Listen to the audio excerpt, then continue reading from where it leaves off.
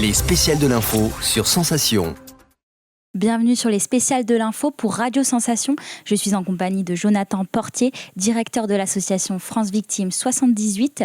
Aujourd'hui, on parle un peu d'harcèlement. Est-ce que vous pouvez nous dire en quelques mots ce qu'est le harcèlement ? Alors, c'est un comportement répété, quelle que soit la forme, qui est de nature à avoir des conséquences, en tout cas à atteindre la personne en face, que ça soit au niveau physique ou au niveau psychologique. Comment pouvons-nous prouver qu'on est victime d'harcèlement ? Alors pour le harcèlement verbal, c'est compliqué.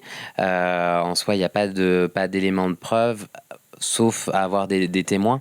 Alors, au niveau judiciaire, après, ce qui est le plus pris en compte, en tout cas ce qui a le plus de valeur, c'est des témoins neutres finalement qui ne sont pas forcément des connaissances ou des membres de la famille.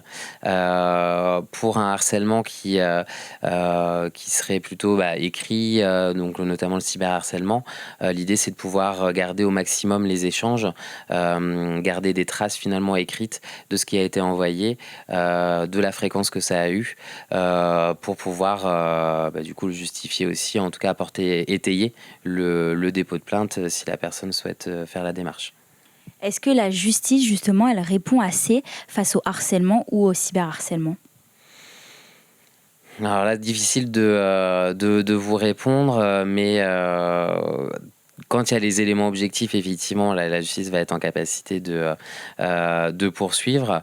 Après, ce qui est plus compliqué, c'est quand on est sur du volet psychologique, verbal, où là, effectivement, en termes d'éléments objectifs, la justice peut être un peu limitée et peut aboutir à des classements sans suite.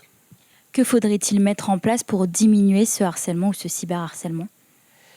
Ça va passer beaucoup par de la sensibilisation, le plus jeune possible, puisque effectivement avec le développement d'Internet et des réseaux, on voit qu'il y a aussi un rajeunissement finalement des personnes qui sont touchées et qui commettent ces faits-là.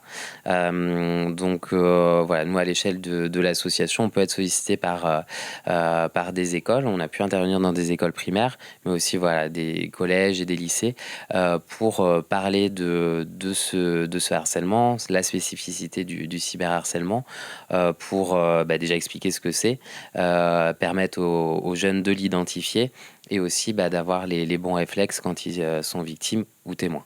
Merci Jonathan Portier d'avoir répondu à ces questions. Pour retrouver cette émission, vous pouvez vous rendre sur l'application ou le site internet Radio Sensation.